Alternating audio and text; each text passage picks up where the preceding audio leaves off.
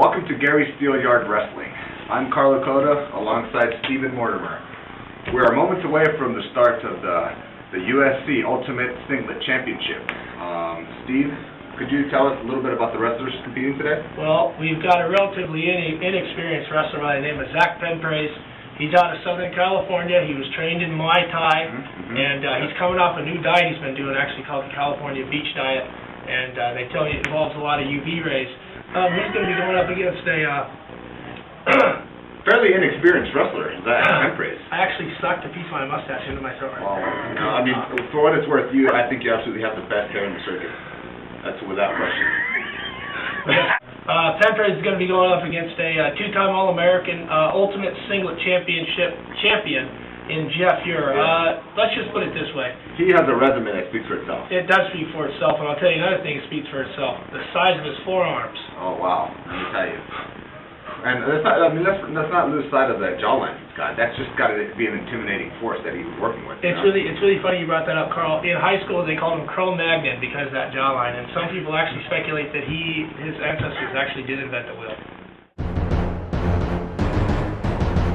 So let's get back to Zach Penpraise. We know a lot about Jeff Ure and his accolades. Now back to Zach. What do you think are his strongest skills as a wrestler? You know, other than his flexibility. Well, he is flexible. He stretches every day, and he hydrates well. Well, one of my teachers told me in college that there's one thing that's important in this business, and that's adjectives. Yep. And if I could use an adjective to describe Zach Penpraise as a wrestler, as a person, as a personality, it would be squirrely. Oh, wow. He's squirrely, he's surly, he's scrappy, and he's got stubble. Yeah, and his chest hair is something that not very many 23-year-olds have, and that could play a part, meaning he might be a little bit more mature than his age suggests, just based on the amount of chest hair he has on his body. It really was impressive. I was in his locker room during his last fight in the Ultimate Singlet Championship League, and I was really blown away by how mature his chest is and the amount of hair that he has. And not only that, it's not sparse. It's full. It's black. His belly button rivals that of a balloon, not of a coal miner. Yeah. That's. I mean, enough said about that. And we're moments away from the actual footage. I can see they're about to start. Boy. So why don't we just cut and we'll be giving the play-by-play for this Ultimate Singlet Championship. Enjoy the fight.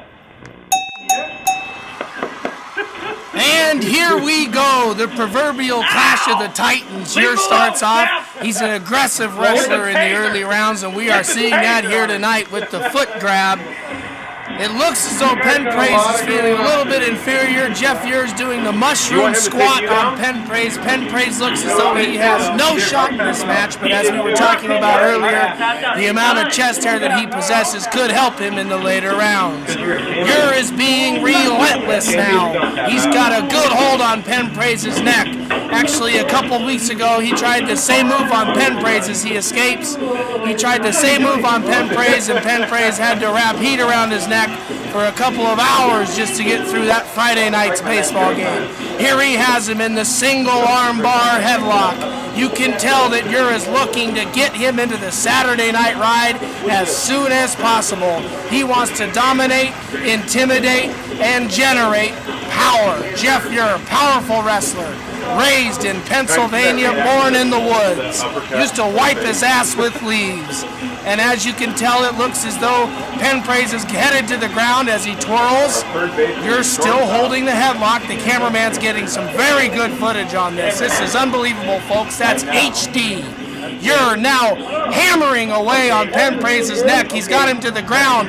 Penpraise's tailbone is on the ground. The crowd chants, helping Penpraise, trying to spur Penpraise on. This match is over.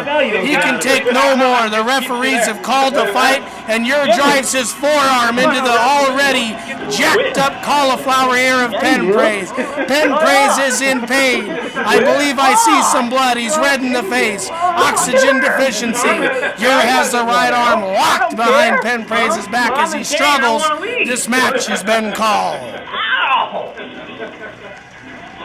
When I want to quit, I want to quit. You should be able to quit whenever you want to quit. The guy in control. Why? It looks as though How does that work? you're using some intimidation here. He doesn't want the match to end. I never tapped out. He doesn't care that the referee's called the fight. Him and his Weber State Wrestling shirt want to continue to hammer away. Oh, Penpraise is now provoking Ure. He could pay the price.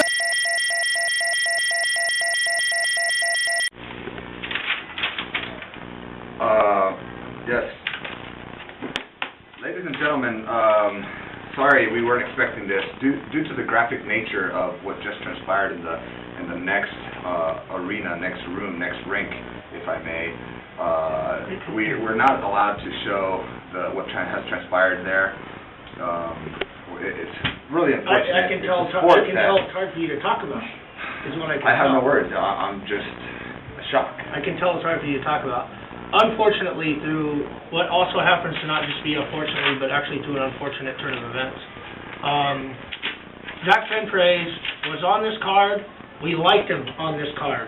But what we didn't tell the public before the match, and what Zach Penpraise and his camp, if you will, wanted to keep under wraps, was that he came into this fight with cauliflower ear. I saw his ear, and they taped it up, and there was actually a prosthetic piece that was placed over it, not only for padding, but to make it a better appearance. When this fight ended, his cauliflower ear had come completely open. He was bleeding profusely. It looked like a Dracula movie. And the fight's been called, and also, which is another unfortunate turn of events. I'm getting some new developments. Yes, unfortunately, the doctors termed that at this point in time, Zach Penpraise has no brainwave activity. Just some say he's just become a vegetable.